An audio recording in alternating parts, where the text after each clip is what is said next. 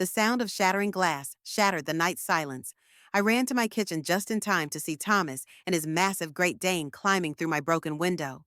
My own son had smashed his way into my home after I refused to let him in.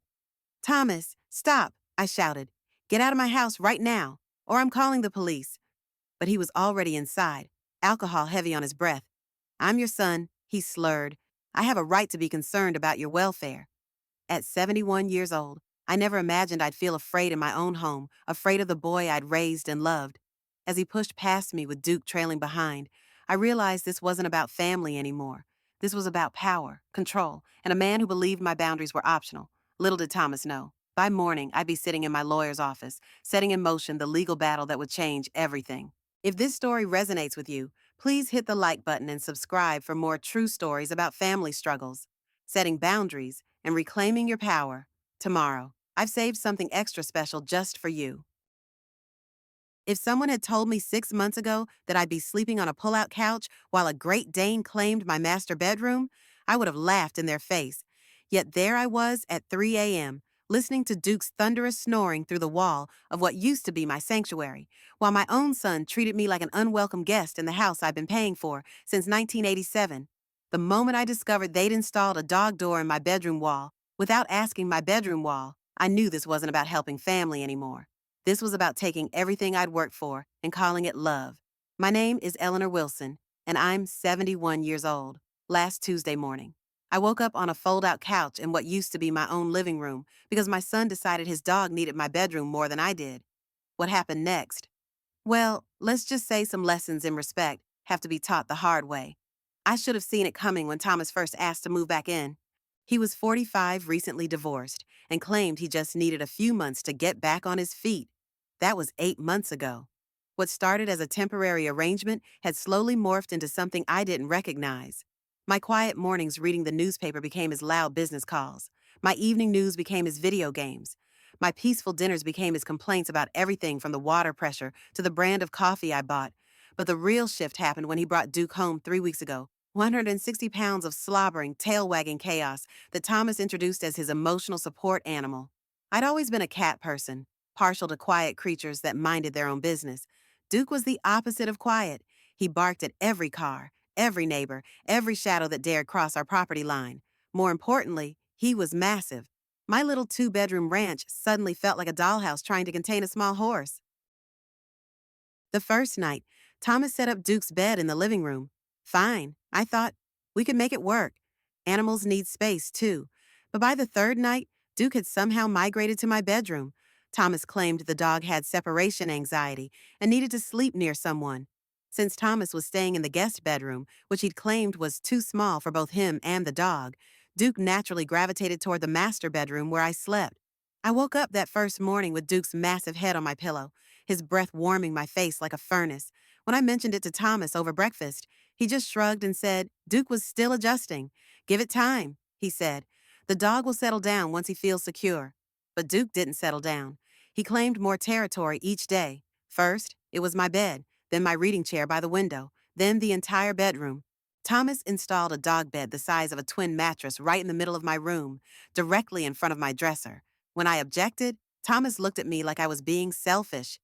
Mom, he's not hurting anything, Thomas said, barely looking up from his phone. Besides, you're up most of the night anyway with your insomnia. At least Duke sleeps through the night. That comment stung more than it should have. Yes, I've been having trouble sleeping since Richard died 2 years ago. Yes, I wandered the house at night sometimes, missing the quiet conversations we used to have over late-night tea. But my insomnia didn't mean I'd forfeited my right to my own bedroom. It didn't mean I should be grateful for whatever space was left over after the dog got comfortable. The breaking point came last Monday night. I'd had a particularly difficult day dealing with insurance paperwork for Richard's medical bills, and all I wanted was to retreat to my room, run a hot bath, and read a few chapters of the mystery novel I'd been saving. Instead, I found Duke sprawled across my entire bed, Thomas's gaming headset on my nightstand, and a half-eaten sandwich on my dresser. Thomas, I called out, standing in the doorway, can you please move Duke? I'd like to go to bed. Thomas appeared in the hallway, controller still in his hand. He's finally sleeping. Mom, can't you just use the couch tonight? I'll move him tomorrow. I stared at my son, this man I'd raised, who was asking me to sleep on the couch in my own house so his dog could have my bed. This is my bedroom, Thomas. I've slept in this bed for 34 years, and you'll sleep in it tomorrow, he said, already turning back toward the guest room. One night on the couch won't kill you, but it wasn't one night. When I woke up Tuesday morning on that fold-out couch, my back screaming and my neck stiff as a board, I found Duke still in my bed and Thomas already gone for the day. There was a note on the kitchen counter written in his sloppy handwriting. Took Duke to the vet for his shots. Back tonight. There's sandwich meat in the fridge if you get hungry. No apology. No acknowledgement that he'd essentially evicted me from my own room. Just instructions about lunch meat like I was a house guest he barely tolerated. I spent that day moving like a stranger through my own home. Every room felt different, claimed by someone else's presence. The guest bathroom had Thomas's shaving cream and cologne cluttering the counter. The kitchen had Duke's food and water bowls taking up half the floor space. The living room had been rearranged to accommodate the dog's toys. My reading chair pushed into a corner to make room for Thomas's gaming setup. When had I become the visitor in my own house that evening? When Thomas returned with Duke, I was waiting in the kitchen with my hands folded on the table. I'd spent the afternoon thinking, and I was ready for a calm, mature conversation about boundaries and respect. We need to talk about the sleeping arrangements, I began. Thomas set Duke's leash on the counter and opened the refrigerator without looking at me. What about them? I slept on the couch last night because you said Duke needed the bed. I'm 71 years old. Thomas, I can't keep sleeping on a fold-out couch. He pulled out a beer and popped it open. So, what do you want me to do? Duke gets anxious when he's alone. He's been through a lot with the divorce and everything. He's a dog, Thomas. He's family, Thomas snapped. And he needs stability right now. We all do. I watched my son drink his beer and stare out the window, like I was bothering him with a trivial complaint. This was the same boy I'd driven to soccer practice every Saturday for 6 years. The same boy I'd helped with homework and heartbreaks and job interviews. Now he was treating me like an inconvenience because I wanted to sleep in my own bed. Fine, I said quietly. If Duke needs the master bedroom, maybe we should think about other arrangements. Thomas turned around, eyebrows raised. What kind of arrangements? Maybe it's time for you to find your own place. You said you just needed a few months to get back on your feet. It's been 8 months. His expression shifted from surprise to something harder. Are you kicking me out? I'm asking you to respect my space. If you can't do that, then maybe this arrangement isn't working. Thomas set his beer down hard on the counter. Unbelievable. I'm going through the worst time of my life, and you want to throw me out because of where a dog sleeps. This isn't about the dog, I said, though we both knew it was. This is about feeling like a guest in my own home. Well, maybe that's because you're acting like one, Thomas said. Ever since Dad died, you've been walking around here like you're afraid to take up space. Duke isn't the problem. You are. The words hit me like a slap. I sat there, staring at him. This man who looked like my son but sounded like a stranger. Someone who could look at my grief and call it weakness. Someone who could take my kindness and twist it into something shameful. Get out, I said quietly. What? Get out of my house. Tonight. Thomas laughed, but it wasn't a happy sound. You're being dramatic. We'll figure something out tomorrow when you're thinking clearly. I am thinking clearly, I said, standing up. Clearer than I have in months. I want you and Duke out of my house by tomorrow evening. And if I don't, I looked at him for a long moment. This man I'd raised and loved and sacrificed for. Then I'll make you go. Thomas shook his head and picked up his beer. Good luck with that, Mom. This is my home too. I have rights. After he left the kitchen, I sat alone at the table as the sun set outside my window. Rights, he'd said. What rights did he think he had to my bedroom? My peace, my space. I'd given him 8 months of free rent, free food, and unlimited patience. In return, he'd given me a fold-out couch and a lecture about taking up space. That night, I slept on the couch again, but this time, it felt different. Not like defeat, but like the last night of something that was ending. I lay there listening to Duke snore in my bedroom and Thomas's video games in the guest room, and I made a decision. If Thomas thought he had rights to my house, it was time he learned exactly whose name was on the deed. And if he wanted to treat me like a stranger in my own home, then maybe it was time I started acting like one a stranger with a very good lawyer. The next morning, I woke up before dawn with a clarity I hadn't felt in months. My back ached from another night on the fold-out couch, but my mind was sharp and focused. I made coffee in the quiet kitchen and sat at the table with a notepad, writing down everything I could remember about the past 8 months. Not just the big moments, but the small ones too. The way Thomas had gradually taken over the remote control. The way he'd rearranged my furniture without asking. The way he'd started making decisions about my house like it was his. By the time Thomas stumbled into the kitchen at 10:00, I was dressed and ready for the day. He looked surprised to see me up and alert, like he'd expected to find me wallowing in last night's argument. "Morning, Mom," he said cautiously, pouring himself coffee. "Look, maybe we got a little heated last night. Why don't we talk about this reasonably?" "I am being reasonable," I said, closing my notepad. "You have until 6:00 tonight to pack your things and leave." Thomas set his mug down and stared at me. "You're serious about this, dead serious. Where am I supposed to go? That's not my problem to solve anymore." He ran his hands through his hair, a gesture I recognized from his childhood when he was trying to think his way out of trouble. "Mom, come on. We're family. We don't throw each other away over stupid arguments. We're not throwing each other away. We're establishing boundaries, something I should have done months ago." "Boundaries," Thomas laughed. "Is that what your grief counselor told you to say?" I felt my temper flare, but I kept my voice level. "Don't bring my counseling into this." "Why not? It's obviously affecting your judgment. Dad's been gone for 2 years. Mom, you can't keep using his death as an excuse to push everyone away." The words were calculated to hurt, and they found their target. I felt the familiar ache in my chest, the one that reminded me I was facing this alone.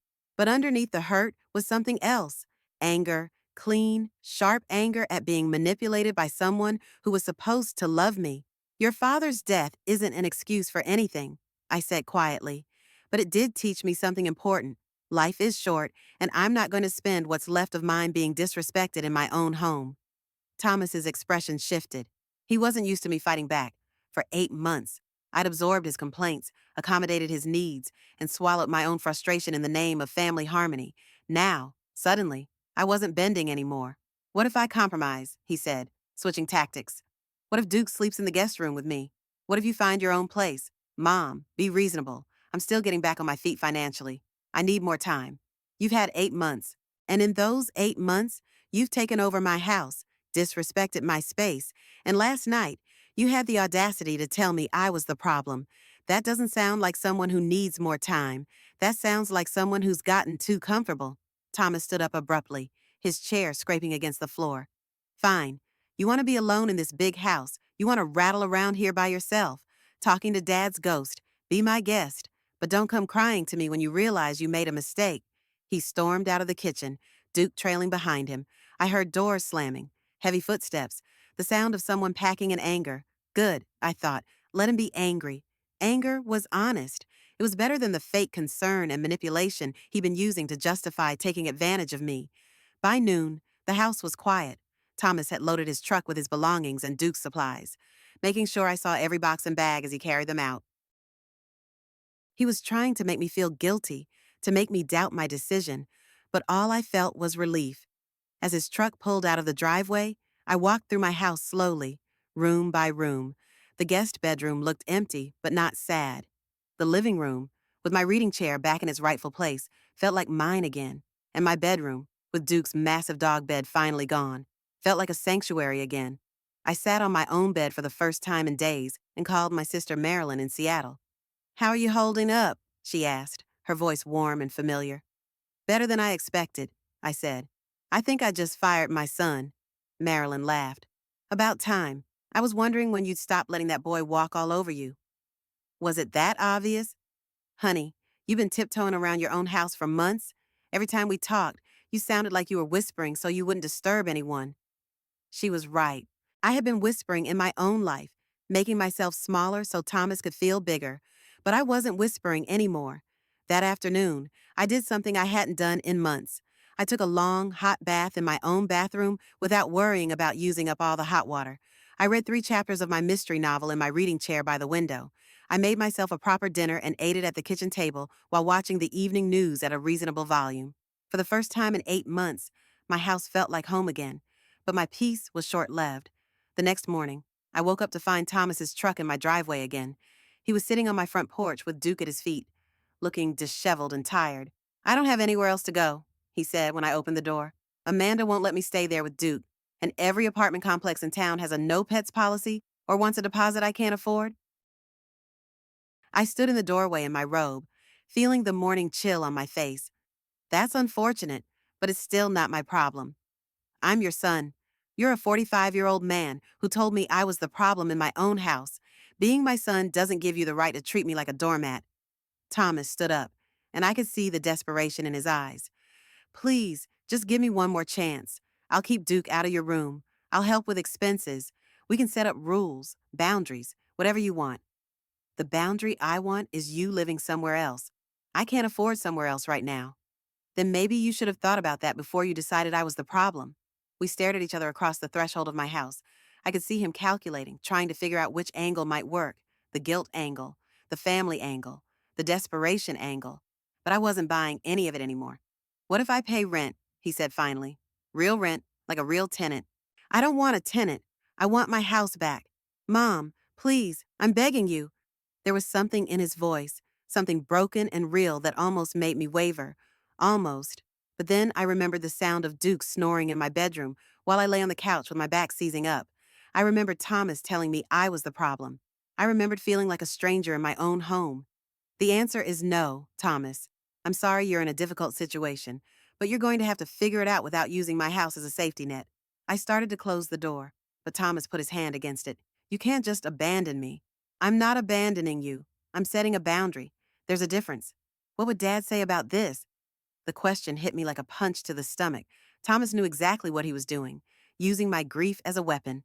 But this time, instead of crumbling, I felt something harden inside me. Your father would say that respect works both ways, I said quietly, and he'd be ashamed of the way you've been treating me. Thomas stepped back like I'd slapped him. Maybe I had, in a way. Sometimes the truth hits like a slap. I'll give you 10 minutes to get your things off my porch, I said. After that, I'm calling the police for trespassing. You wouldn't. Try me. I closed the door and locked it, my hands shaking slightly. Through the window, I watched Thomas load Duke back into his truck. He sat there for a long time, staring at the house, probably hoping I'd change my mind. But I didn't. I made myself a cup of tea and waited until I heard his truck start and pull away. The silence that followed felt different from the day before. Not peaceful exactly, but determined. I'd drawn a line and held it, even when it hurt, even when it meant watching my son drive away without knowing where he'd spend the night. But as I sat in my kitchen sipping tea, I realized something important. Setting boundaries wasn't cruel. It was necessary. And sometimes the people who love us need to learn that we won't accept being treated poorly, even by them, especially by them. The rest of that day passed quietly. I called Marilyn to tell her about the morning's confrontation, and she listened without judgment. You did the right thing, she said. It's going to hurt for a while, but you did the right thing. How do you know? Because for the first time in months, you sound like yourself again. That evening, I sat in my reading chair and watched the sunset through my living room window. My house felt empty, but it also felt like mine. There was a difference, I was learning, between being alone and being lonely. I was alone, but I wasn't lonely. I was home. But Thomas wasn't done trying to reclaim his place in my house. Over the next few days, the calls started. First, they were apologetic, then pleading, then angry, then desperate. Each call followed the same pattern. He was sorry. He'd learned his lesson. He just needed one more chance. I stopped answering after the third call. Then came the texts, long, rambling messages about family loyalty and second chances and how much he needed me. Then, unexpectedly, Amanda called. Thomas's ex-wife and I had always had a cordial relationship, but we weren't close. She asked if she could stop by, and I agreed, curious about what she wanted. I hope you don't mind me coming by, she said when I opened the door. Thomas told me what happened, and I thought maybe I could help smooth things over. I invited her in and made coffee. We sat in the living room, the late afternoon sun streaming through the windows. Thomas is having a really hard time, Amanda said, cradling her coffee mug. He feels like he's lost everything: first the marriage, then his home with me, and now his place with you. Did he tell you why I asked him to leave? Amanda looked uncomfortable. He said there was some disagreement about the dog and sleeping arrangements. He thinks you're still struggling with grief and might be pushing people away. I felt a familiar surge of anger. Thomas was still shaping the narrative to make himself the victim and me the unreasonable one. Did he tell you that he took over my bedroom for his dog and made me sleep on the couch? Or that when I objected, he told me I was the problem? Amanda's eyes widened slightly. No, he didn't mention that part. What exactly did he tell you? She shifted in her seat. He said you suddenly changed the rules on him. That you'd been fine with the living arrangement for months, and then, out of nowhere, you demanded he leave.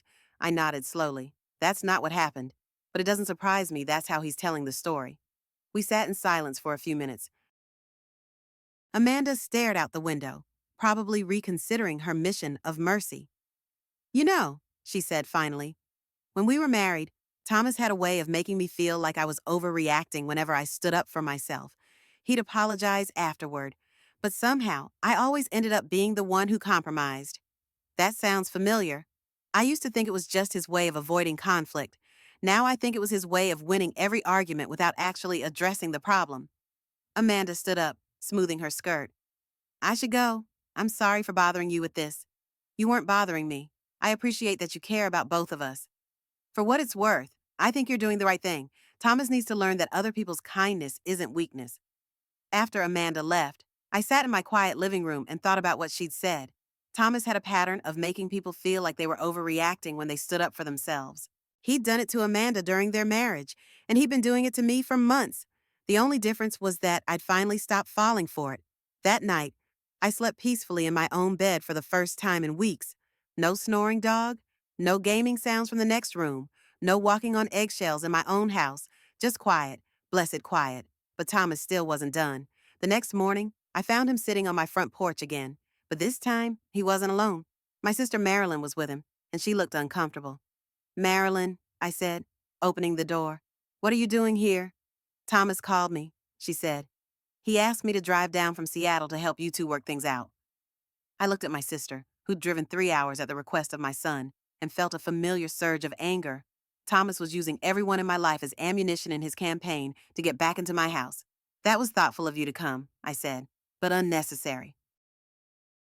Mom, Thomas said, standing up, I know you're mad at me, but families shouldn't give up on each other. Aunt Marilyn agrees. I looked at my sister, who was shifting uncomfortably on my porch. Is that what you think, Marilyn? I think family is complicated, she said diplomatically, and I think you two need to talk. We've talked. The conversation is over. Eleanor, Marilyn said gently, maybe you could hear him out. He seems genuinely sorry. I felt trapped between my love for my sister and my frustration with being manipulated. Marilyn had driven 3 hours to help, and she didn't understand the full context of what had been happening. To her, this probably looked like a simple family argument that could be resolved with a heart-to-heart conversation. Fine, I said. We can talk, but we're doing it inside, and we're doing it once. After that, Marilyn, I hope you'll respect my decision, whatever it is. We sat in my living room, Marilyn on the couch, Thomas in the chair across from me. He looked tired and worn down, like he'd been sleeping poorly. Good, I thought. Maybe discomfort would teach him something. I'm sorry, Mom, Thomas began. I'm sorry for taking over your house, for treating you like you didn't matter, for everything. I was going through a rough time, and I took it out on you. That was wrong. I waited for him to continue, but he seemed to think that was enough. What specifically are you sorry for? I asked. Thomas looked confused. Everything I just said?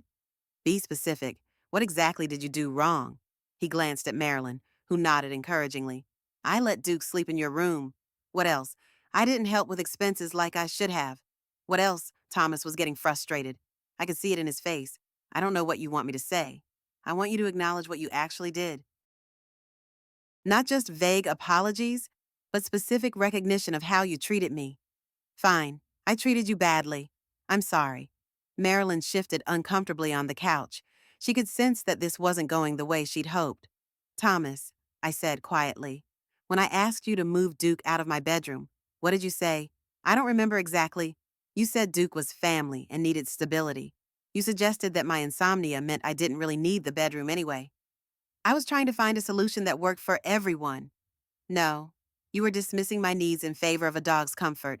When I objected to sleeping on the couch, what did you say? Thomas was quiet for a long moment. I said you were being dramatic. What else? I don't remember.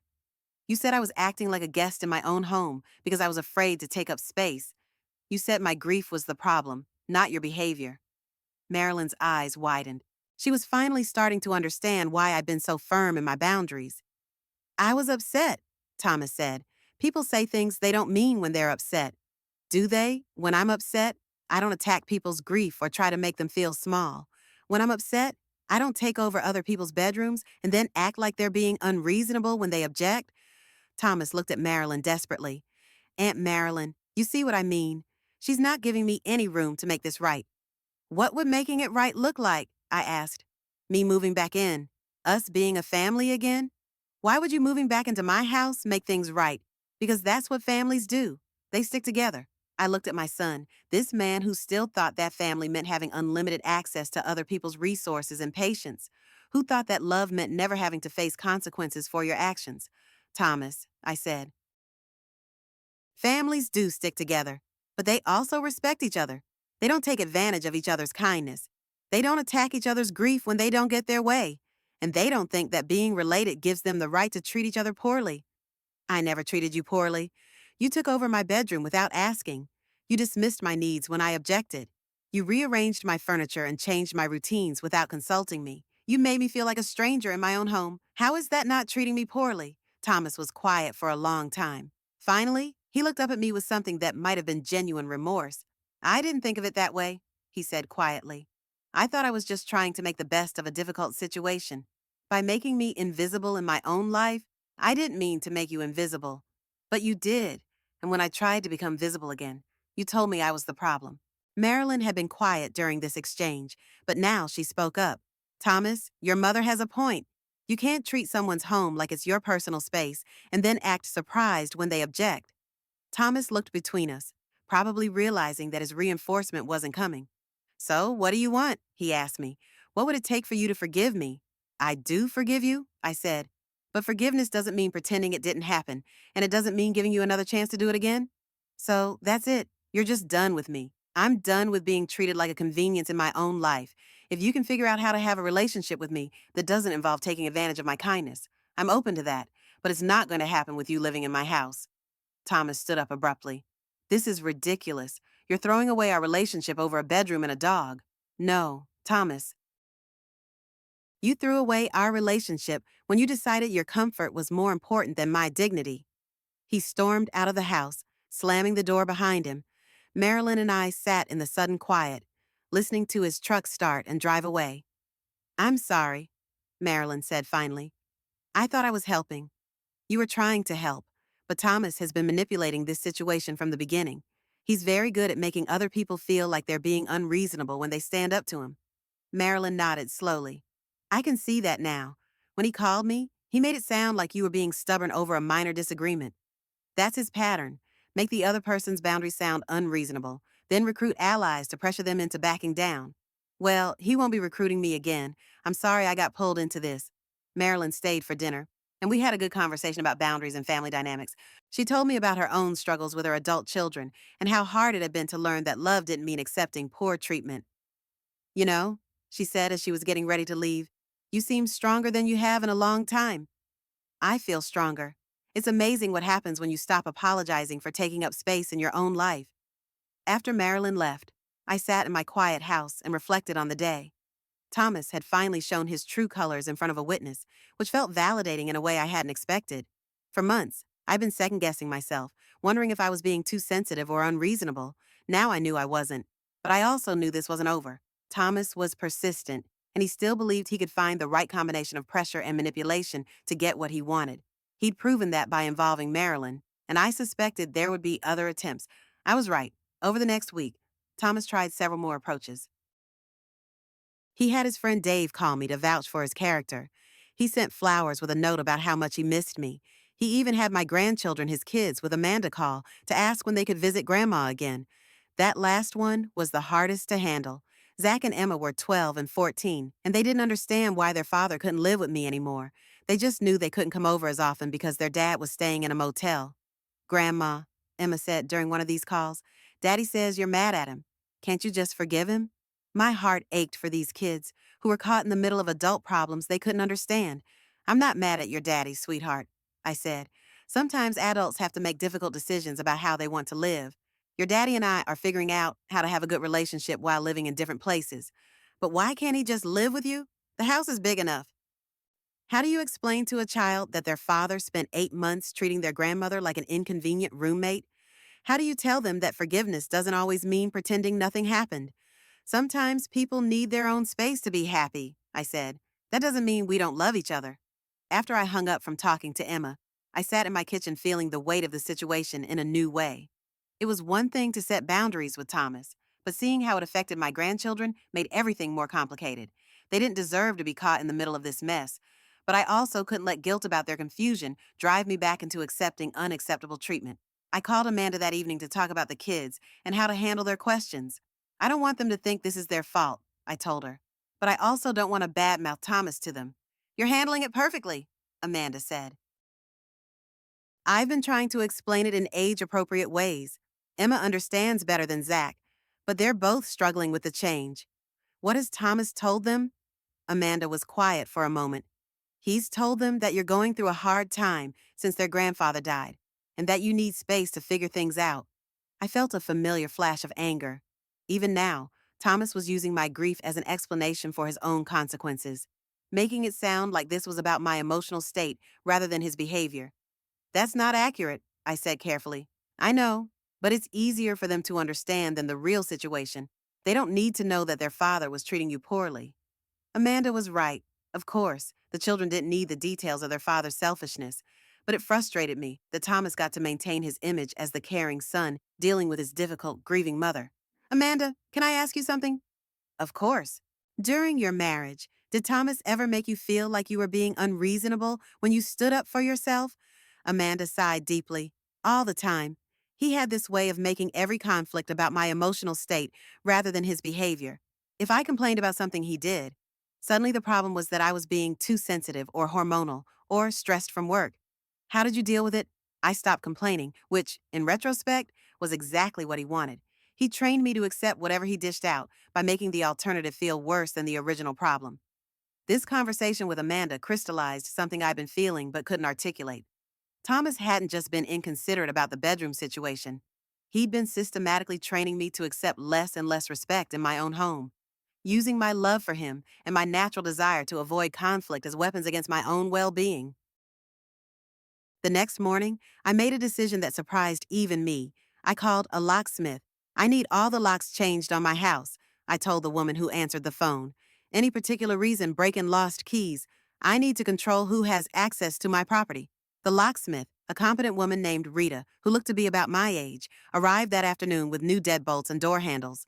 As she worked, we chatted about home security and independence. You'd be surprised how many women my age call for this service, Rita said as she installed the new front door lock. Usually after they've had to set boundaries with adult children or relatives who think they can come and go as they please. Really? Oh, yeah. There's something about being a widow that makes certain people think you've lost the right to privacy and autonomy in your own home. Like grief makes you incompetent to make decisions about your own life. Rita's words resonated deeply. That was exactly what Thomas had been doing, treating my grief as a sign that I needed him to take charge of my living situation. He'd positioned himself as the caretaker while systematically taking over my space and dismissing my objections. When Rita finished with the locks, she handed me a set of new keys. These are yours, she said. Nobody else gets copies unless you decide to give them out. I held the keys in my palm, feeling their weight. Such small things, but they represented something enormous. My right to control who entered my space. That afternoon, I called my lawyer. I'd worked with Patricia Morgan for years. First, when Richard was setting up his will, then again when we dealt with insurance claims after his death. Patricia was thorough, practical, and she didn't talk down to me the way some professionals did with older women. Eleanor, Patricia said when her secretary put me through. Good to hear from you. How are you holding up? Better than expected, actually. Patricia, I need some advice about property rights and tenant law. What's going on? I explained the situation with Thomas, trying to stick to the facts rather than the emotions. Patricia listened without interrupting, occasionally asking clarifying questions about timelines and arrangements. So he's been living there rent-free for 8 months, and when you asked him to leave, he refused. Initially, yes, he's since moved out, but he's making it clear that he considers this temporary. He keeps trying to manipulate his way back in. Has he established residents been receiving mail there, using it as his address for official purposes? Yes, he changed his address with the post office and used my address for his unemployment benefits. Patricia was quiet for a moment, and I could hear her typing on her computer. Eleanor, this could be more complicated than a simple house guest situation. If Thomas has established residency, you might need to go through formal eviction proceedings to legally prevent him from returning. My heart sank. Even though my name is the only one on the property, ownership and tenant rights are two different things. The fact that you're related makes it even more complex. Some courts are reluctant to enforce eviction orders between family members without clear evidence of lease violations or threatening behavior. What about changing the locks? That's legally problematic if he's considered a tenant. You could be accused of illegal lockout. I felt the walls closing in around me. Just when I thought I'd taken control of the situation, I was learning that the law might not be on my side. What are my options? Well, the fact that he's voluntarily moved out helps. If you can document a pattern of him agreeing to alternative living arrangements, it strengthens the case that he's not actually a tenant with rights to the property. Do you have any of these conversations in writing? Some text messages? But most of it was verbal. Start documenting everything going forward. If he contacts you about moving back in, try to get those conversations in writing, email, text, whatever you can manage. And if he just shows up and tries to move back in, call the police. Let them determine whether it's a family dispute or a trespassing issue.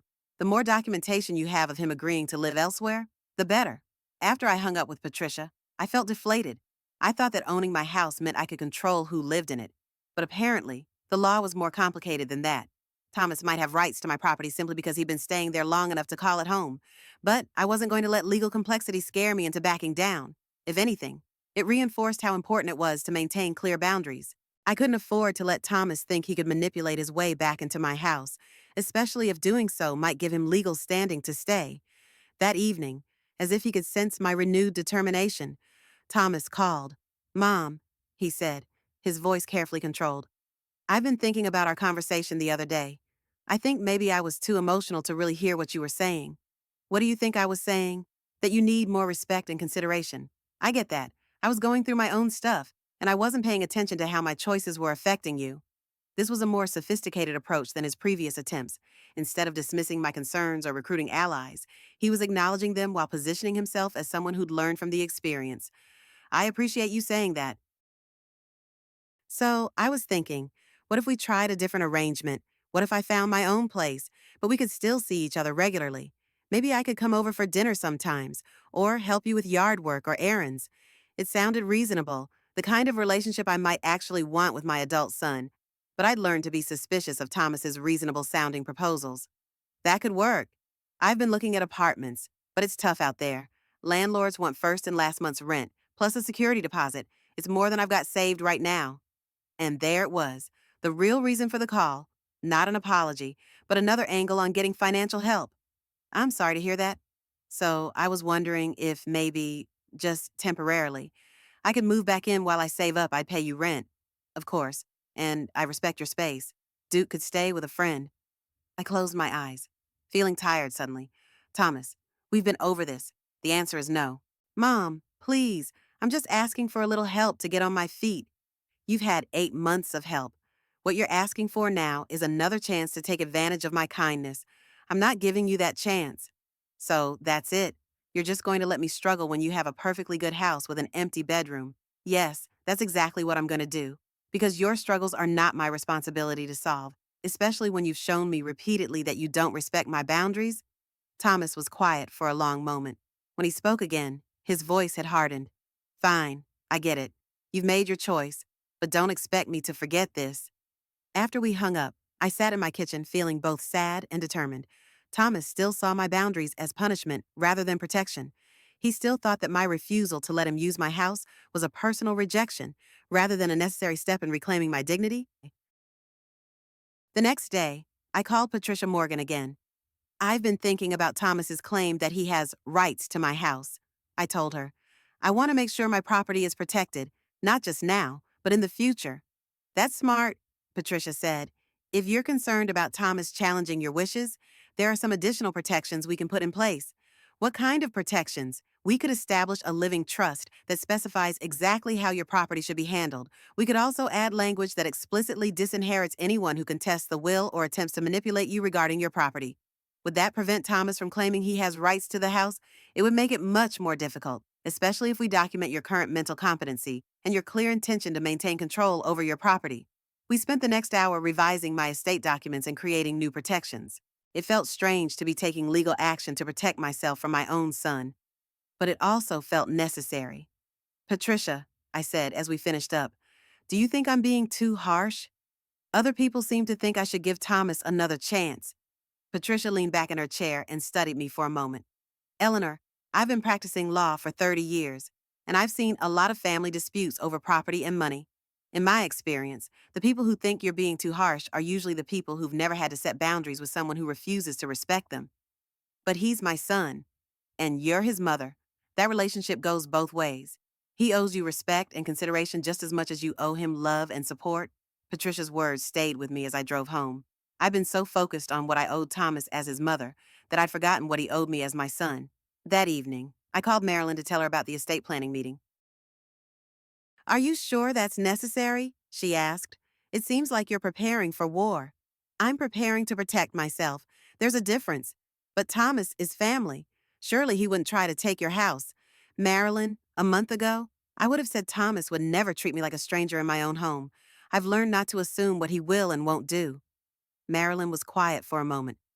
I suppose you're right. I just hate to see families torn apart over property. This family wasn't torn apart over property. It was torn apart when Thomas decided his comfort was more important than my dignity. After we hung up, I realized that Marilyn, like many people, was focusing on the wrong thing. She saw this as a property dispute, but it was really about respect and boundaries. The house was just the battleground where a much deeper conflict was playing out. 2 days later, I got a call from an unknown number. When I answered, a woman's voice asked for Eleanor Wilson. This is Eleanor. Mrs. Wilson. This is Sandra Williams from Multnomah Property Management. I understand you have a son who's looking for pet-friendly rental housing. I felt my stomach drop. I'm sorry. What? Thomas Wilson. He listed you as a reference for a rental application. He said you could vouch for his character and his ability to care for a large dog. Thomas was using me as a reference without asking, probably hoping I'd feel obligated to help him once I was put on the spot. I wasn't aware that Thomas had listed me as a reference, I said carefully. Well, he said you were very close and that you've been helping him through a difficult transition. He mentioned that you've been housing him and his dog while he looked for a permanent place. Thomas had crafted his story carefully, making it sound like I was supportive of his housing search and that our arrangement had been cooperative and ongoing. What specifically did he tell you about our arrangement? He said he'd been staying with you since his divorce, helping with household tasks and keeping you company. He painted a picture of a very devoted son, caring for his widowed mother. I felt angry and impressed at the same time. Thomas had turned 8 months of taking advantage of me into a narrative of mutual care and support. Ms. Williams, I need to be honest with you. Thomas did stay with me for several months, but our arrangement ended when he began treating my home as his own, rather than respecting it as my space. I asked him to leave, and while I wish him well in finding housing, I can't provide a positive reference for him as a tenant. There was a long pause. I see. That's not what he indicated. I'm sure it's not. Thomas has a way of presenting situations in the light most favorable to him. Well, thank you for your honesty, Mrs. Wilson. This definitely changes our evaluation of his application. After I hung up, I felt both vindicated and sad. Vindicated because Thomas's attempt to use me without permission had backfired. Sad because it was yet another example of him treating me as a resource to be exploited rather than a person to be respected. But I was also proud of myself for being honest rather than going along with his version of events. Old habits would have had me supporting his story to avoid conflict, even if it meant misrepresenting what had actually happened between us. An hour later, my phone rang again. Thomas. What did you say to the property management company? He demanded without preamble. I told them the truth. The truth. The truth is that I was helping you and keeping you company. The truth is that you took over my house and treated me like an inconvenience when I objected. I can't believe you sabotaged my rental application. I didn't sabotage anything. I declined to lie for you. There's a difference. You could have just said you couldn't provide a reference instead of bad-mouthing me. I didn't badmouth you. I accurately described our living arrangement and why it ended. Do you have any idea how hard it is to find pet-friendly housing? You might have just cost me the only decent place I could afford. Then you shouldn't have listed me as a reference without asking. I thought you'd want to help me. I do want to help you, but I'm not going to lie to help you deceive potential landlords about your character as a tenant. Thomas was quiet for a moment, probably recalibrating his approach. Look, I'm sorry I didn't ask before listing you as a reference. I should have done that. But couldn't you have just said something neutral? You didn't have to torpedo my chances. Thomas, you presented our living situation as if it had been cooperative and mutually beneficial. You made it sound like you'd been caring for me rather than taking advantage of me. I wasn't going to support that fiction. That's how I saw it. I was keeping you company, helping with things around the house. You were using my house as free housing while treating me like a burden. Those are not the same thing. Fine, I see how it is. You're determined to punish me no matter what I do. I'm determined to be honest about what happened between us. If that feels like punishment to you, maybe you should think about why. Thomas hung up again, and I sat in my quiet kitchen feeling something like peace. For the first time in months, I felt like I was acting with integrity rather than being manipulated into compliance. That afternoon, I did something I hadn't done in a long time. I called my friend Barbara, whom I'd lost touch with during the months when Thomas was living with me. Eleanor, Barbara said when she heard my voice, I was just thinking about you. How are you doing? Better than I have in a while, actually. Barbara, I owe you an apology. I've been a terrible friend these past few months. Don't be silly. You've been dealing with a lot since Richard died. That's part of it, but there's more. My son was living with me, and somehow I lost track of everything else in my life, including friendships that matter to me. Barbara and I talked for over an hour, catching up on months of missed conversation. She told me about her grandchildren's school plays and her new book club and her struggles with her own adult daughter's financial problems. It's funny, she said at one point. When our kids were small, we worried about protecting them from the world. Now that they're adults, sometimes we have to protect ourselves from them. Have you had problems with Diane? Not like what you're describing with Thomas. But yes, she has a way of making her financial emergencies into my obligation. I've had to learn to say no without feeling guilty about it. How did you learn that? Practice, mostly. And realizing that helping her avoid consequences wasn't actually helping her grow up. After we hung up, I realized how isolated I'd become during Thomas's stay. I'd stopped calling friends, stopped making plans, stopped doing things that brought me joy. I'd shrunk my life to accommodate his presence, and he'd filled the space I'd made for him while giving nothing back. But that was changing. With Thomas out of my house, I was reconnecting with the parts of myself that had been dormant. I was remembering what it felt like to move freely through my own space, to make decisions without considering how they'd affect someone else's comfort, to have conversations that weren't centered around managing conflict or avoiding confrontation.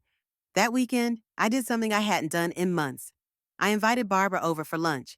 We sat in my garden, eating sandwiches and talking about books and politics and the small pleasures of daily life. It felt luxurious to have a conversation that wasn't about family drama or boundary setting or protecting myself from manipulation. Your house feels different, Barbara said as we were cleaning up. More peaceful. It is more peaceful. It's amazing how much space opens up when you're not walking on eggshells in your own home. Are you doing okay? Though living alone, I'm doing better than okay. I'm doing well. It was true. I was sleeping better, eating better, reading more, thinking more clearly. The constant low-level stress of managing Thomas's moods and needs had lifted, and I was rediscovering what it felt like to live without anxiety as a constant companion. But I also knew that Thomas wasn't done trying to reclaim his place in my life and my house. The rental reference incident had shown me that he was willing to use me in ways I hadn't anticipated, and I needed to be prepared for whatever came next. I was right to be cautious. The next week brought a new challenge that I hadn't seen coming. I was in my garden on Thursday morning, deadheading the roses that were blooming along my back fence, when I heard voices in the front yard. I walked around the side of the house and saw Thomas standing on my porch with a man I didn't recognize. Mom, Thomas called when he saw me. This is Dale from the county assessor's office. He needs to talk to you about the property tax situation. I felt a chill run down my spine. Thomas was standing on my porch with an official-looking stranger, presenting himself as still connected to my property and finances. I wasn't expecting anyone from the assessor's office, I said, walking toward them. Dale, a thin man in his 50s wearing a polo shirt and khakis, smiled politely. Mrs. Wilson, I'm sorry to bother you. Your son contacted us about some discrepancies in the property tax records for this address. What kind of discrepancies? Well, according to Mr. Wilson, there have been some changes to the household composition that might affect the property tax calculation. He mentioned that he'd been living here as a caregiver and wanted to make sure the homestead exemption was being applied correctly. I looked at Thomas, who was studying his shoes with exaggerated interest. He'd contacted the county about my property taxes, presenting himself as someone with standing to inquire about my financial affairs. I handle my own property taxes, I said to Dale. I wasn't aware that there were any discrepancies. Mr. Wilson seemed to think that the caregiver exemption might apply to your situation, which could reduce your tax burden. He said he'd been providing care services and wanted to make sure you were getting all the benefits you're entitled to. Thomas had crafted another fiction, this time presenting himself as my caregiver, rather than acknowledging that he'd been a houseguest who'd overstayed his welcome. I appreciate your concern, I said to Dale, but I'm not receiving care services, and I haven't applied for any exemptions related to caregiver arrangements. Dale looked confused. But Mr. Wilson said, Mr. Wilson is mistaken. He was staying with me temporarily after his divorce, but that arrangement has ended. He's no longer living here and has no involvement in my property tax affairs. Thomas stepped forward. Mom, I was just trying to help. I thought you might qualify for some tax relief. By contacting county officials without my knowledge or permission, Dale was clearly uncomfortable with the family tension he'd walked into. Perhaps I should come back another time, when you've had a chance to discuss this privately. That won't be necessary, I said. There's nothing to discuss. My property taxes are current and correctly calculated. After Dale left, I turned to Thomas. What exactly did you think you were accomplishing with that? I was trying to help you save money on taxes. There are benefits available for seniors that you might not know about. So you contacted the county and presented yourself as my caregiver without asking me first. I didn't present myself as anything. I just asked some questions about exemptions. Dale seemed to think you were living here as my caregiver. Thomas shrugged. I might have mentioned that I've been helping out around the house. Thomas, you contacted government officials about my private financial affairs and misrepresented your relationship to this property. That's not helping. That's interfering. Everything I did was legal. Anyone can ask questions about tax exemptions. But not everyone can present themselves as having a caregiver relationship with a property owner when no such relationship exists. Thomas's expression hardened. I was living here. I was helping you. How is that not a caregiver relationship? Because you were staying here rent-free as a favor to you. Not because I needed care. Because you took over my space rather than providing assistance.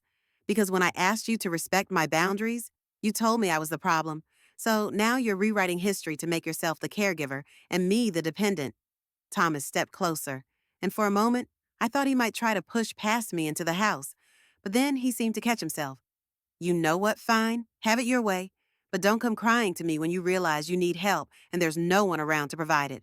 I'll manage. Will you? You're 71 years old, living alone in a big house. What happens when you can't handle the maintenance? What happens when you get sick? What happens when you fall down the stairs and there's no one here to help you? The threat was subtle but clear. Thomas was painting a picture of me as vulnerable and dependent, implying that rejecting his help was dangerous and short-sighted. I'll cross those bridges when I come to them, with help from people who respect my autonomy and don't try to take over my life. Good luck finding those people. After Thomas left, I called Patricia Morgan to report the incident with the county assessor. He's escalating, Patricia said after I described what had happened. Contacting government officials about your property suggests he's looking for ways to establish some kind of legal connection to your house. What kind of connection?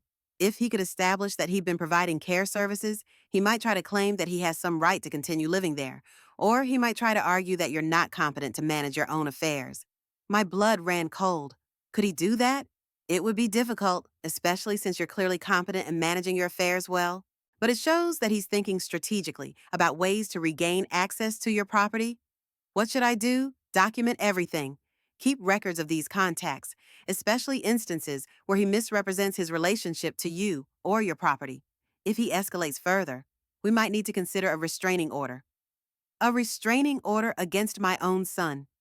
It's not about punishing him, Eleanor. It's about protecting your right to live peacefully in your own home without interference. That evening, I sat in my quiet house, thinking about how much my life had changed in just a few weeks. A month ago, I'd been sleeping on a fold-out couch to accommodate a dog. Now I was considering legal action to prevent my son from manipulating government officials about my property. But I wasn't sorry. For the first time in months, I felt like I was living my own life rather than managing someone else's. I was making decisions based on my own needs and values rather than trying to avoid conflict or keep someone else happy. I was learning that setting boundaries wasn't cruel. It was necessary. And sometimes the people who claim to love us need to learn that love doesn't give them unlimited access to our resources, our space, or our peace of mind. 3 days after the incident with the county assessor, I discovered Thomas had taken his campaign to a new level. I was checking my mail when I found an envelope from Elder Care Services of Oregon, a state agency I'd never contacted. Inside was a letter informing me that someone had filed a wellness check request for my address, expressing concerns about my ability to care for myself safely.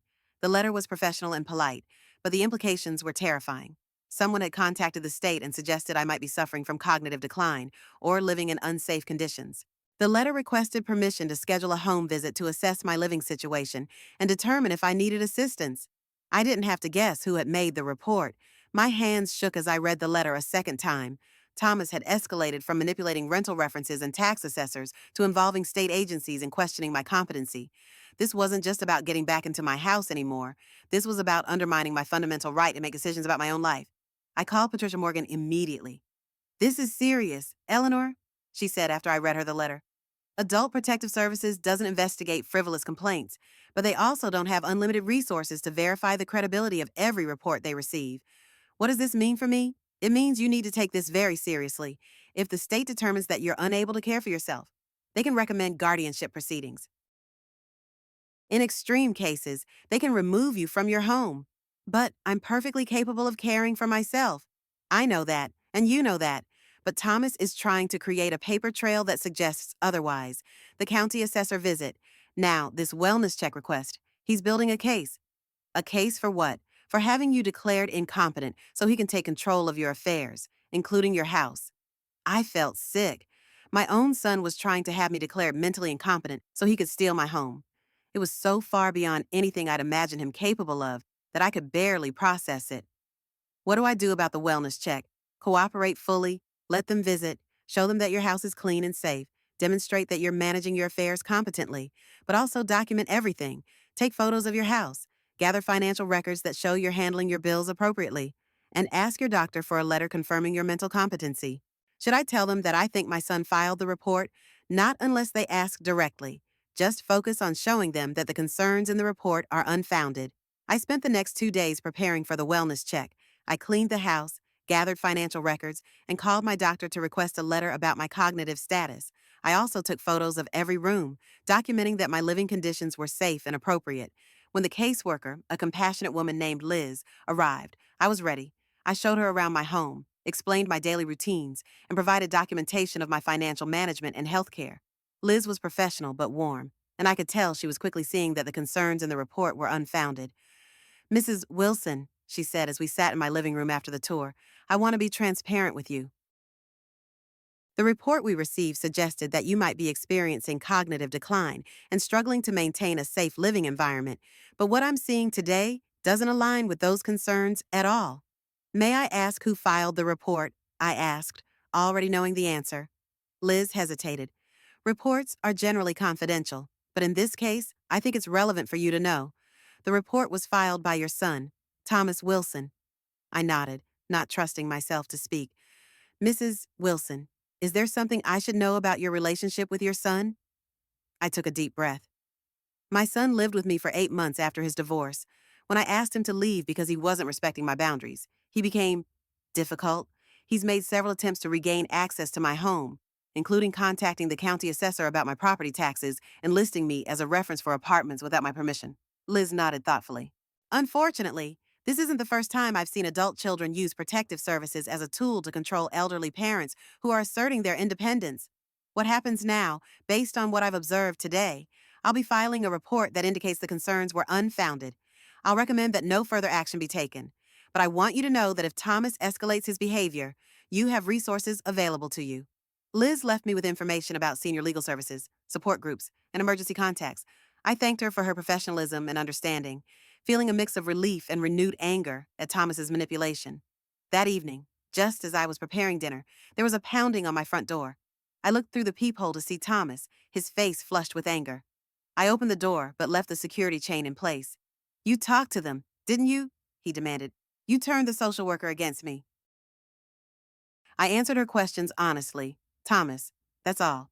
They called me, said there was no evidence of cognitive decline or unsafe living conditions, made it sound like I was making things up. Weren't you? I'm concerned about you. That's what a son is supposed to do. No, Thomas, a son is supposed to respect his mother, not try to have her declared incompetent because she won't let him move back in. This isn't about moving back in. This is about your safety. My safety was never at risk until you started trying to take control of my life." Thomas's anger seemed to deflate slightly, replaced by something more calculating. "Mom, please. Can we just talk inside like civilized people? We can talk through the door. I'm not removing the chain. For God's sake, I'm your son, not some criminal.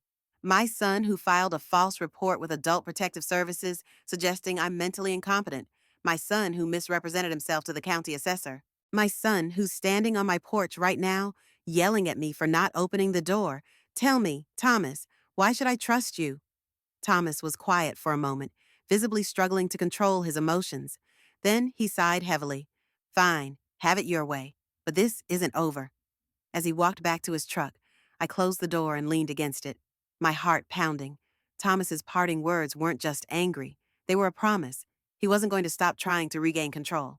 The next morning, I called Patricia Morgan again and told her about both the wellness check and Thomas's angry visit. I think it's time we discussed a restraining order, she said without hesitation. Thomas's behavior is following a pattern of escalation that concerns me deeply. Is that really necessary? Eleanor, he's filed a false report with a state agency that could have resulted in you losing your autonomy. He's misrepresented himself to county officials. He's shown up at your house angry and demanding.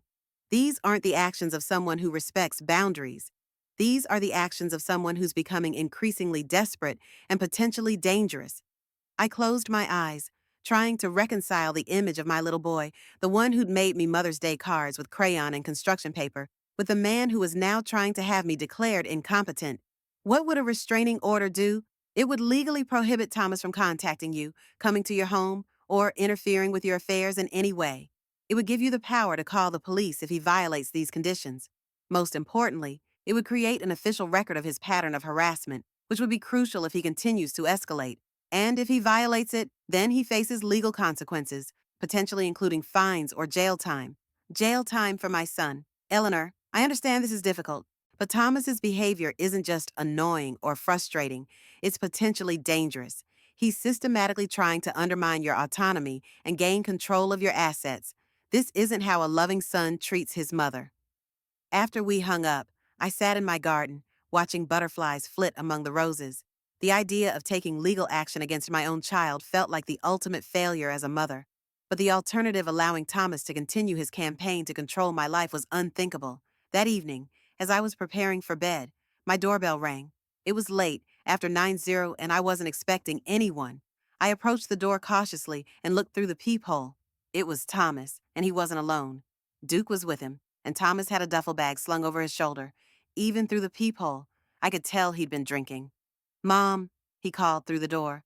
I know you're in there. Please, just let me in. We need to talk. I didn't respond. Mom, please. I've been thinking about everything. And you're right. I was selfish. I took advantage. But I've changed. I just need one more chance. I remained silent, hoping he would give up and leave. Look, I'm having a really hard time right now. Dave kicked me out because Duke barked too much. I've got nowhere to go, and I'm out of money. Please, Mom, just for tonight, then we can figure things out tomorrow. My heart ached at the desperation in his voice, but I remembered Patricia's warning about escalation. This was exactly the kind of situation she'd cautioned me about Thomas creating a crisis and then using it to gain access to my home. Thomas, I finally said through the door, I'm sorry you're having a difficult time, but you can't stay here. I can call Amanda to see if she can help, or I can look up some pet-friendly motels for you. I don't have money for a motel, I just need one night. Mom, one night. I can't do that, Thomas. You know why?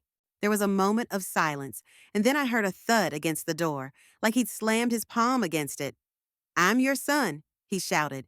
Your own flesh and blood, and you're going to let me sleep in my truck because you're too stubborn to forgive me. This isn't about forgiveness, Thomas. This is about boundaries. Go home to Dave's or call Amanda or find a motel. But you can't stay here.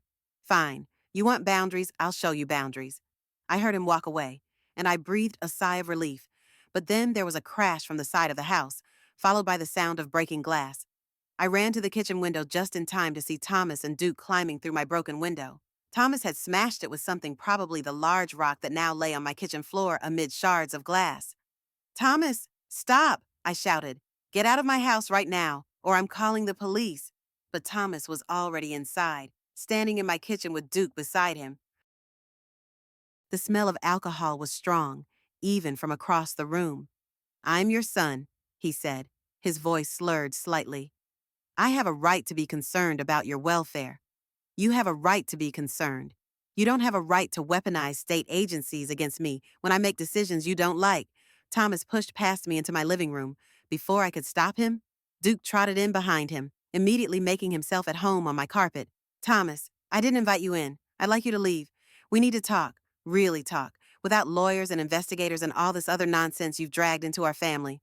I didn't drag anything into our family. You involved lawyers when you tried to manipulate my property taxes. You involved investigators when you filed a false wellness check report. False? I'm genuinely worried about you. Mom, you're pushing away everyone who cares about you. You're isolating yourself. That's not healthy behavior. I'm setting boundaries with people who refuse to respect me. That's extremely healthy behavior.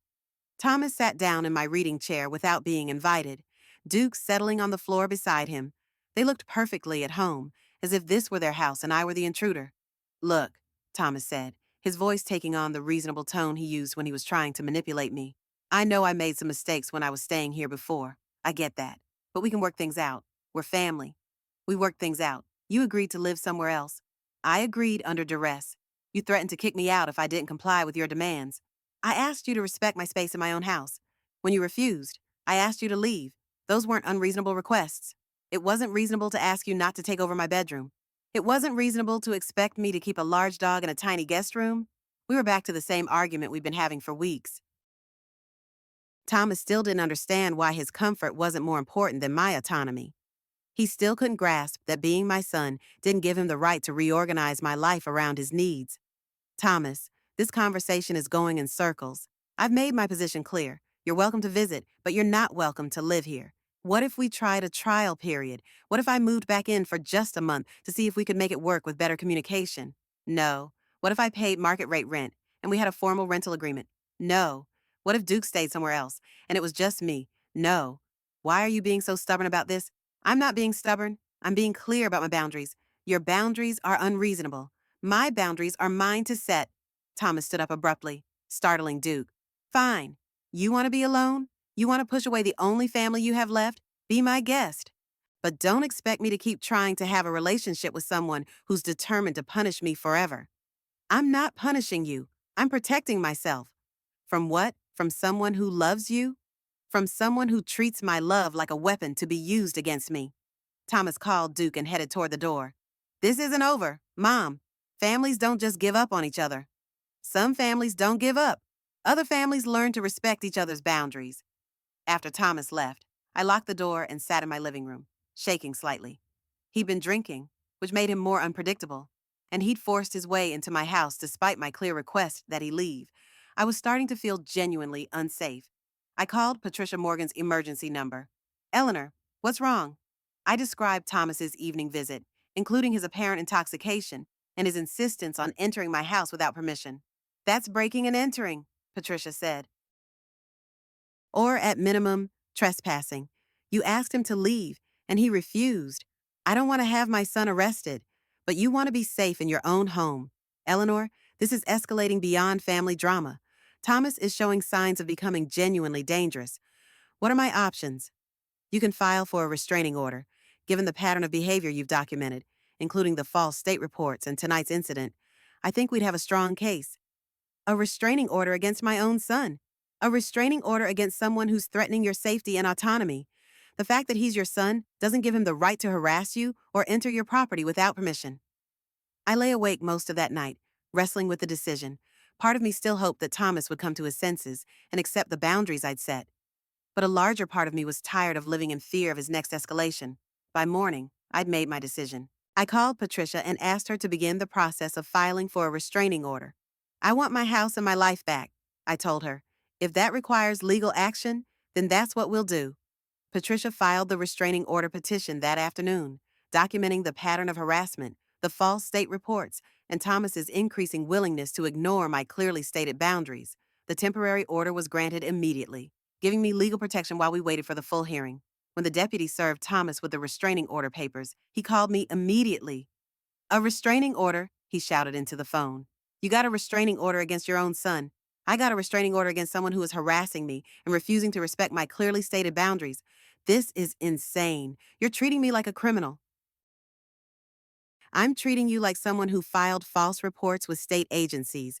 manipulated county officials, and forced his way into my house after I asked him to leave. I never forced my way anywhere. You pushed past me into my living room last night despite my request that you leave. I was trying to have a conversation with my mother. You were trying to intimidate me into letting you move back into my house. Thomas was quiet for a moment, probably realizing that everything he said was creating more evidence for the restraining order hearing. This is going to destroy our relationship forever, he said finally. No, Thomas, your behavior is what destroyed our relationship. The restraining order is just documenting that destruction.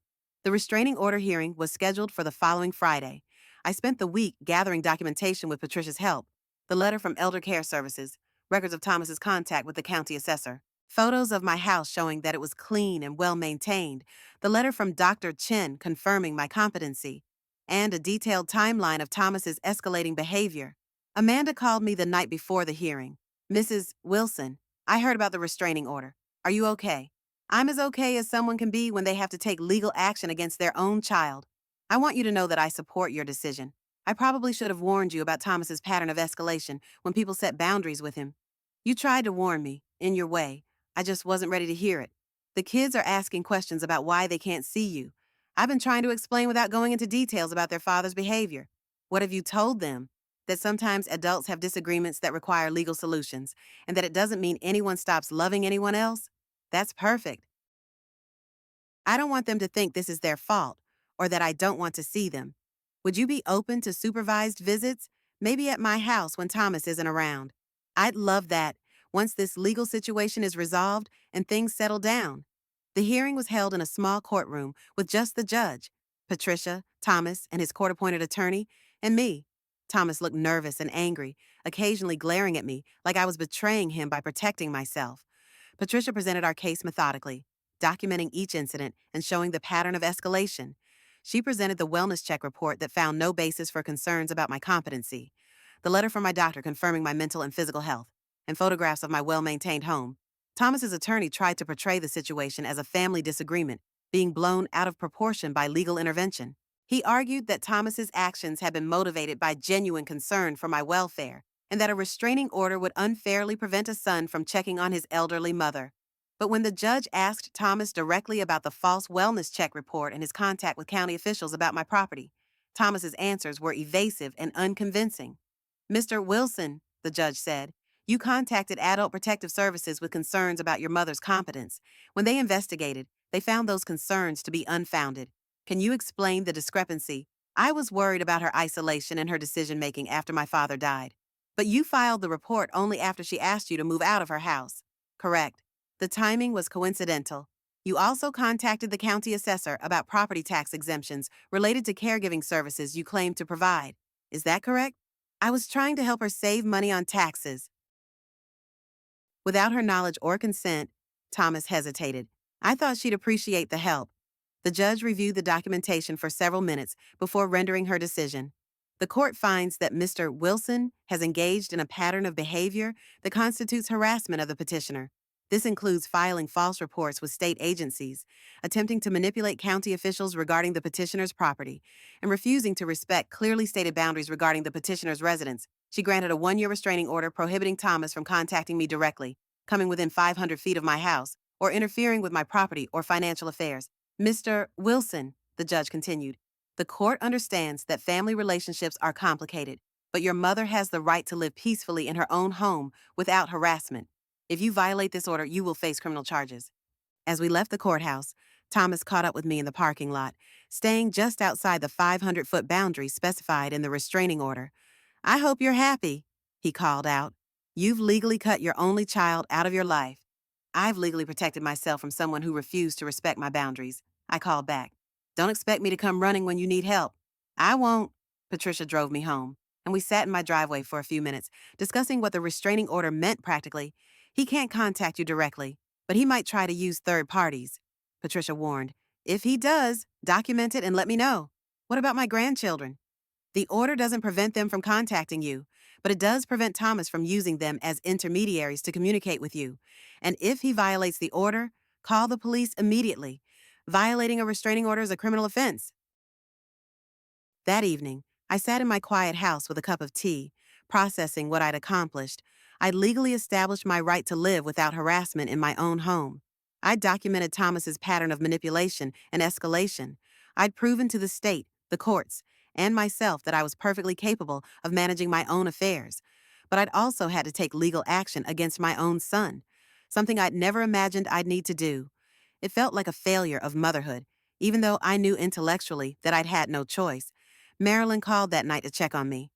"How are you holding up?" she asked, relieved, mainly, and sad, but also proud of myself for following through. "I'm proud of you too. I know that wasn't easy." "Marilyn, do you think I did the right thing?" "I think you did the only thing you could do. Thomas made his choices, and you made yours. You chose to protect yourself rather than enable his behavior. But he's my son, and you're his mother. That relationship goes both ways. He owes you respect and consideration just as much as you owe him love and support." After we hung up, I realized that Marilyn had echoed something Patricia had said weeks earlier. I'd been so focused on my obligations as a mother that I'd forgotten Thomas had obligations as a son. Over the next few weeks, my life settled into a new rhythm without the constant stress of managing Thomas's moods and demands. I rediscovered parts of myself that had been dormant. I started gardening again, joined a book club at the library, and reconnected with old friends. The house felt like mine again. I could rearrange furniture without asking permission, eat dinner at whatever time suited me, and go to bed without worrying about disturbing anyone or being disturbed. Most importantly, I could make decisions about my own life without having to justify them to someone who saw my autonomy as a threat to his comfort. But the peace came with a price. I missed my grandchildren terribly, and I worried about how this situation was affecting them. I also grieved the loss of the relationship I'd hoped to have with Thomas as an adult. Even though I knew that relationship had probably never been possible, given his inability to see me as anything other than a resource to be managed. 3 weeks after the restraining order was granted, Amanda called to update me on the children and to arrange supervised visits. "They miss you," she said, "and they're starting to understand that this isn't about them or anything they did." "How much do they know?" "I've told them that sometimes adults have disagreements that require legal solutions, and that you and their father are working through some problems with the help of lawyers and courts. That's probably the right approach." Emma asked if you stopped loving their father. I told her that love and boundaries are two different things, and that sometimes people who love each other still can't live together or spend time together. Amanda's wisdom in handling the children's questions impressed me. She was helping them understand the situation without burdening them with adult complexities or asking them to choose sides. "Would Saturday afternoon work for a visit?" Amanda asked. "You could come to my house, or I could bring them to a neutral location." "I'd love to see them. Your house is fine. Or we could meet at the park." "Let's do the park. The kids will enjoy being outside, and it'll feel more natural than sitting around my living room trying to make conversation." Saturday afternoon at the park was both wonderful and heartbreaking. Emma and Zach were excited to see me, full of stories about school and friends and their various activities. But I could also see the confusion in their eyes, the questions they didn't know how to ask about why their grandmother and father couldn't be in the same place anymore. "Grandma," Zach said as we sat on a bench watching Emma navigate the monkey bars, "are you and Dad ever going to be friends again?" It was the question I'd been dreading, and the one I knew I had to answer honestly. "I don't know, sweetheart. Sometimes people who love each other have disagreements that are very hard to solve. Mom says you're working with lawyers to figure things out." "That's right. Sometimes grown-ups need help from other people to work through their problems." "Are you mad at Dad?" I thought carefully about how to answer. I didn't want to burden Zach with adult complexities, but I also didn't want to lie to him. "I'm not angry with your father, but I am disappointed in some of the choices he's made. And sometimes when people make choices that hurt other people, it takes time to figure out how to be around each other again." Zach nodded like this made sense to him, and I was grateful for his acceptance of an explanation that barely scratched the surface of what had really happened. After the visit, Amanda and I talked while the kids played on the swings. "How are you doing?" "Really?" she asked. "Better than I expected. The restraining order has given me space to remember who I am when I'm not managing someone else's emotions." "And Thomas?" "I don't know. I hope he's getting the help he needs to understand why his behavior was unacceptable. But that's not my responsibility anymore. He's been staying with his friend Dave, but I don't think it's working out well. Dave has rules about pets, and Thomas is struggling with having to follow someone else's boundaries." The irony wasn't lost on me. Thomas was learning what it felt like to live in someone else's space with restrictions on his behavior, but apparently, He still didn't understand why I'd found his takeover of my house unacceptable. Amanda, can I ask you something? Of course. During your marriage, did Thomas ever acknowledge when his behavior hurt you? Not just apologize for your being upset, but actually take responsibility for specific actions. Amanda was quiet for a long moment, watching her children play. No, she said finally. He would apologize for misunderstandings or for my being sensitive, but he never acknowledged that his behavior itself was wrong. He had a way of making every conflict about my reaction rather than his actions. That's been my experience too. I think that's why the marriage ended. Ultimately, I got tired of being responsible for managing his impact on other people, while he took no responsibility for moderating his behavior. This conversation with Amanda helped me understand something important about Thomas's pattern of relationships. He'd been using the same tactics with me that he'd used with her, dismissing other people's boundaries as oversensitivity, making his comfort more important than their autonomy, and deflecting responsibility for his behavior by focusing on other people's reactions. The difference was that Amanda had eventually divorced him, while I'd continued accepting poor treatment because I was his mother and thought that meant I owed him unlimited patience and accommodation. But I'd learned something important over the past few months. Being someone's mother doesn't mean accepting abuse. Love doesn't require tolerating disrespect. And family relationships that only work when one person sacrifices their dignity for the other person's comfort aren't actually loving relationships at all. As I drove home from the park that afternoon, I felt a sense of clarity I hadn't experienced in months. I'd protected my home, my autonomy, and my right to live without harassment. I'd maintained a relationship with my grandchildren without compromising my boundaries with their father. And I'd proven to myself that I could handle difficult situations with strength and dignity. The restraining order would be in effect for a year, giving me legal protection, while Thomas hopefully learned to respect boundaries. If he used that time to genuinely examine his behavior and develop healthier relationship patterns, there might be a possibility of rebuilding our relationship on more respectful terms. But if he continued to see my boundaries as punishment rather than protection, then the distance between us would remain, and I was finally at peace with that possibility. My house felt like a sanctuary again, not a battleground. My days were my own to structure as I chose. My decisions were mine to make without having to justify them to someone who saw my autonomy as a threat. I learned that respect is not negotiable, the boundaries are not suggestions, and that love without respect is not really love at all. Most importantly, I learned that protecting myself from poor treatment wasn't selfish or cruel. It was necessary for my own well-being and dignity. Standing in my kitchen that evening, making dinner for one, and enjoying the peaceful quiet of my own space, I realized something profound. I'd spent so much energy trying to maintain a relationship with someone who didn't respect me that I'd forgotten what it felt like to simply live without conflict. Now I remembered, and I wasn't going back. Duke was sleeping in someone else's house now, and my bedroom belonged to me again. It was exactly where it should be.